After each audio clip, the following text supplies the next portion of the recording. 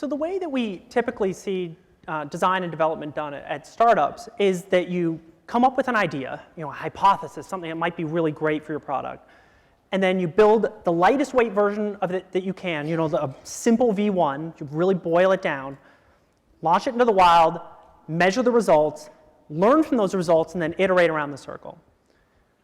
Also from our experience, is actually not a great way to operate as a startup. And what really happens in the real world is you frequently are starting with a bad idea. And that's fine. I mean, that's the whole point of a hypothesis, is something you're not sure of that you want to test. But then you spend a lot of time actually building out that idea, and this invariably takes much longer than you think it will. You've now invested the time, and so you feel like there's no going back. Oh, we better launch this thing and see what happens. And where you're expecting to have really nice statistics and learn whether or not something works, it's usually much muddier than you hope it will be. What's that quote? There's lies, damn lies in statistics.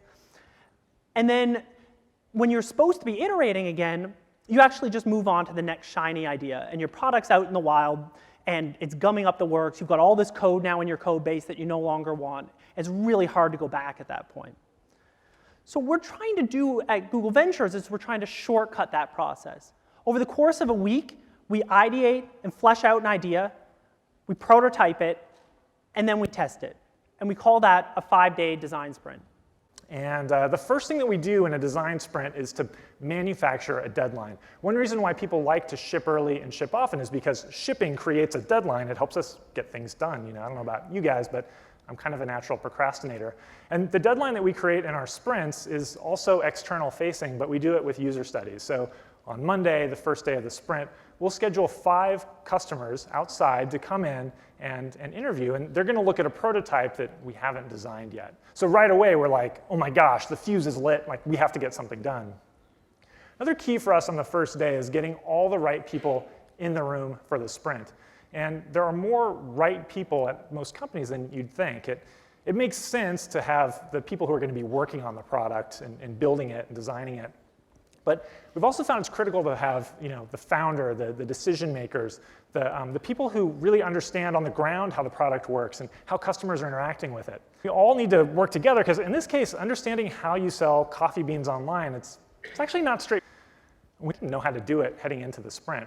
And so another thing that we do on day one is to look at things out in the world and see if we can find interesting patterns. So we look at a bunch of successful coffee websites, and we saw this pattern right away that coffee is organized quite commonly by region. So you can see it here, Latin America, Africa. Here it is again, Africa, the Americas. Again here. This is a menu at Starbucks. Starbucks obviously knows a thing or two about marketing. You can see Guatemalan coffee, Colombian. And actually, would you guys raise your hand if you know the difference between Guatemalan and Colombian coffee? Does anyone here know the difference? Oh, cool. Okay, so a couple of you do know, which is it's awesome.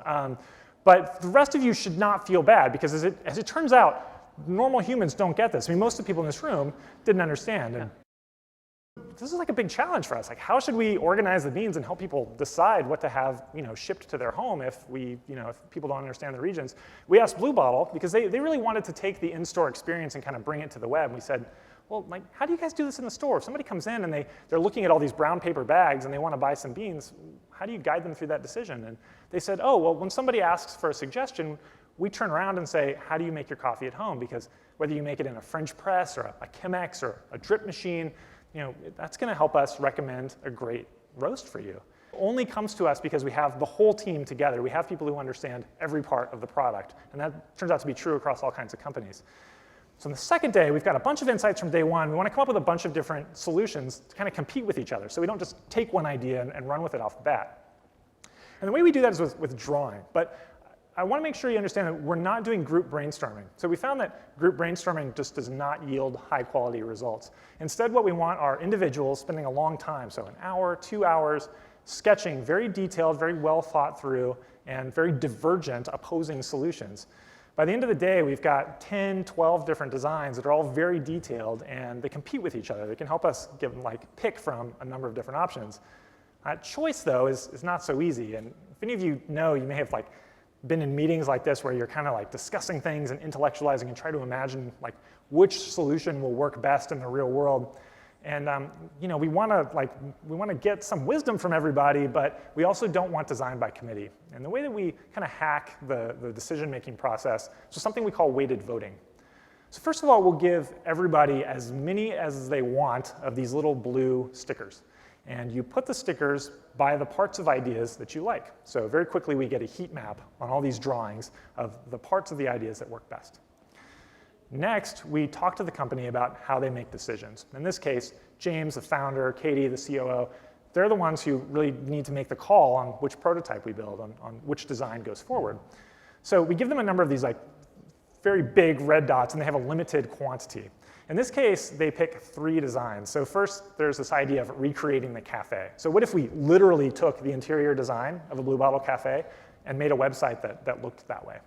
The second idea is storytelling. Over the last day and a half, we've heard all of this great knowledge and expertise from talking to the Blue Bottle folks, and we wonder what happens if we just write a lot of that stuff on the website? And then third, there's that idea of organizing beans by the way you brew your coffee at home. The problem is we've got 3 different ideas, and we still have to make a prototype, right? So what we decide to do in this case is what we call a battle royale. We're going to pit the 3 prototypes against each other, and we're actually going to build all 3. Problem is, it's already Thursday, we only have 1 day, and it seems like there couldn't possibly be enough time. So we're going to build 3 prototypes in a single day, and we're not going to stay up until 4 in the morning to do it. We've got a few fancy tricks in order to get there. The first is that when we were doing the sketching, we were not just sketching individual screens. We were sketching little 3-step or 4-step flows. So when we unpack the ideas that we want to make, we're able to lay them out in a storyboard, and this is running from the top, a storyboard of the 15 or 20 screens that a user will run through. And we can just translate those right onto the board. And then as Jake was saying earlier, when people were doing the sketching, they weren't BSing it. They were taking the time to write real copy. They were putting where the image might be, where buttons might be, what realistic micro copy there's going to be. And so we're able to just take it from low fidelity and push it up to a much higher fidelity. And to move to that level of fidelity, we actually choose intelligent tools. And we're not working in Photoshop generally. We often work in Keynote, for instance. This is a Keynote mock from the Blue Bottle Sprint. And we find it gives us that Goldilocks level of fidelity. It's neither so basic that users know that they're in a prototype, but it's also not a good enough tool to do production design where we're spending a lot of time polishing buttons and making everything look exactly perfect. We just want it to be good enough to suspend disbelief. In the end, we've taken these 3 different ideas and stitched together 15 to 20-step prototypes of each one of them. We've got this one under the brand Telescope Coffee that is exploring the storytelling, Linen Alley Coffee, which is doing this kind of skeuomorphic version of the store, and Potty Shed Coffee, which is doing the filtering interface for choosing coffees. So it's Friday, and all week long this fuse has been shortening. Now the bomb's going to go off. This is an amazing drawing that I did in Keynote of an explosion. But it's time for us to find out which prototype is going to succeed. So we're doing the research. And I want to talk for just 1 second about research, because a lot of companies, both small and large, are reluctant to do user research. And one big barrier is that people feel like it's going to be really hard and complicated. People think, I need to have a behavioral psychologist on our team to run the interviews, and we need a special room with a one-way mirror and a laser eye tracker. And the reality is you really don't need much. This is our very fancy setup. It's a laptop, and on the laptop we're running Keynote full screen. We've pasted a browser bar on the slide so it looks like you're running a browser. And there's a webcam, and using GoToMeeting or Apple TV will project into another room so that the rest of the team can watch while one person from our team conducts the interview with these customers who we've recruited. So we do 5 one-on-one interviews. In each interview, we're showing the customers the 3 prototypes. We're showing them the existing Blue Bottle website, so we get kind of a baseline. And what's great about this is we get really good, really deep data from just those 5 users. We'll hear a lot about why things work or don't work. We'll get a sense from watching people react about whether they understand parts of the designs. So the results of our battle royale are clear at the end of Friday. And this idea of recreating the cafe totally bombed, which was disappointing to me personally because it's the design I worked on. But it's actually really good news if you're Blue Bottle, because they didn't have to, build and launch and then wait to get those results from the wild. And you remember that this was an idea that we really liked before we tested it. So it's great. We dodged a bullet. And it turns out that both this idea of storytelling and the idea of sorting by how you brew at home were very successful. And that's also kind of cool because both of those ideas were a bit risky. Putting a lot of text on a website isn't what you suspect will normally work. And nobody else was organizing coffee in that way. So if they just had one shot at it, they might not have taken those risks. They launched this website, and it did quite well. So they doubled the time spent on site, and in turn, they doubled their sales growth, which is great. It's exactly what they were hoping for from this part of their business. But you may be thinking, like, this is just a website. So we've done these types of sprints with many different companies. Part of the reason we chose Blue Bottle is because it's a pretty simple story to tell. But it's also a pretty simple app when you look at it. Everybody's designed an e-commerce site before. We've done lots and lots of mobile prototypes as well. This is an example from a sprint we did with a company called Cluster. So you can see we're using a similar method to sketch it out, similar ideation. Here we're designing in Keynote, piecing it all together, and then we're dragging it into an app called Flinto, which is an excellent mobile prototyping tool, which means that we can get it onto device. And we've developed 2 comps here in a single day. As you can see, they look and feel a lot like a real mobile app, even though they're just static images stitched together. They've got buttons and transitions. The title bar stays still. It's good enough to suspend disbelief so we can get really, really valuable feedback from the users. Today, I want to share with you some stories about sprints at Google X, sprints at Google at scale, and I want to give you 5 hacks about how you might be able to do your own sprints. Let's start with Google X. As you know, X is a new product laboratory, and we developed things like the self-driving cars. That was also the first large sprint that I did. The team came to me and they said, we want to create a shared vision of how this product can be not just an amazing scientific discovery, but also an amazing product for people. As I started talking to them, I realized that an interesting thing is that, by the nature of their job, each of them are focused on different time frames. Some people are focused on short term, and some people are focused on the long term. In addition, what was going to be available for the team in terms of technology and capacity changes over time. So what's available today, tomorrow, and in 4 years from now really expands. The technology frontier for anyone expands over time. So how do you create a shared vision for something that changes so much and where people already perceive it in different ways? What we did is create 2 teams in parallel. In 5 days, we were able to create even more output by sending one team with requirements for working 2 years from now and another team working with requirements for 4 years from now. They were able to create really exciting vision videos and show the team kind of like a postcard of what might be happening in the future and help make better choices. That was 1 week out of many, but a very interesting week.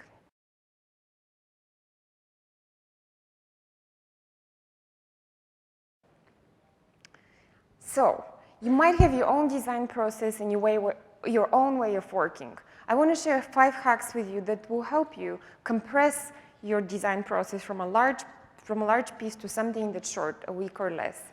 We're hoping that these hacks will help you. First is to be aware that the sprint is something to design. It's worth putting the effort into it, and here's the workflow for a typical sprint. There's work before, during, and after. Before the sprint, you want to make sure that you're solving the right problem. It doesn't matter if you create something that no one wants to use or it's not useful in your organization. So you need to focus on a challenge. You want to create a team, bring the right people together, schedule the sprint so that it makes sense and every minute is planned. During the sprint, it's about letting the teams experience the right set of design methods and research methods. And it's about working as fast as you can, helping resolve the conflicts, looking for the deeper insight. After the sprint, it's all about making sure that the results are pointing towards launch. You want to be successful. I want to draw your attention here to how much effort is involved before and after. Many people skip that part, and they only focus on the middle of the sprint. It's so exciting. Let's just run and make amazing things. You want to make sure that you're prepared and that you're pointing towards launch before and after so that you can be successful in what you create. Now, here's another hack. Because the design sprint is a unique way of working, we have also created a new role. We call it the sprint master. This is the person who's going to be the CEO of the project and make sure for the duration of the sprint, everybody's working at an amazing pace. So the reason also the sprint masters matter is that if you have a team that's only sprinters, the most predictable outcome is that they end up in different directions. You need the sprint master in order to create a sense of a common goal, of a shared dream, and let them run fast. The sprint master ensures that. Designing the team is another and very interesting part of it. Now, you know from Jake that working with designers, PMs, engineers, everyone is really crucial. What happens if you're missing someone? Say you need to add a researcher to your team because you don't have one. The sprint is an opportunity to redefine who is on your team. You can invite a researcher from your larger organization or find someone from the industry. No one wakes up hoping that they're going to have a boring day in which they do not contribute decidedly anything towards mankind. So when you invite someone to a sprint, they have a chance to do something cool, and generally people say yes. I've been surprised on how many people have been able to invite and enrich the team. Another hack is about accountability. I put these brackets here because I call these accountability brackets. It's about starting and ending something. Just like in software, you don't start and forget to end something because it doesn't compile if you don't have the right braces. These accountability brackets help remind us about what to do at the beginning and at the end. No matter what your design process is, we recommend that you start and end with user research. At the beginning, you want to open the bracket and talk to users, learn about their needs. It is always amazing, the sense of empathy and discovery that you can get from that. Like the time Daniel kind of got this shining light over him because he observed what people are like when they go to the store to buy coffee. And you want to end with user research. You just created something. You finished, closed Photoshop, or you've closed your prototype encoding, and now you can bring that to people and ask, is that meeting your goals? There's always interesting things to learn. The other hack around accountability is how to optimize the executive time. Now, we saw that at Google Ventures, the executives are often a part of the entire experience. What happens if your executives are not available or not available for the whole time? You can invite people and your executives to visit you at the beginning of the sprint. You can interview them for about 20 minutes and learn about their goals so that your team can be aligned with where they want to go. As a bonus, you can bring them in the middle to get a check-in. Are we going the right way? And then afterwards, you want to make sure that resources are committed so that your sprint is going and continuing way beyond the week that you created it for. Now, if you're a designer, it might feel intimidating to go to an executive and invite them to a sprint. I understand. But think about it from the executive's perspective. They don't wake up in the morning hoping to have a boring day. By going to a sprint, even in 20 minutes, they get a chance to participate in something special, energizing, impactful. So it might be worth it for them too. So starting and ending with someone's time, someone who will be approving your work, is very important. I want to leave you with this message. Make great things, and you might as well do it fast. The world needs you.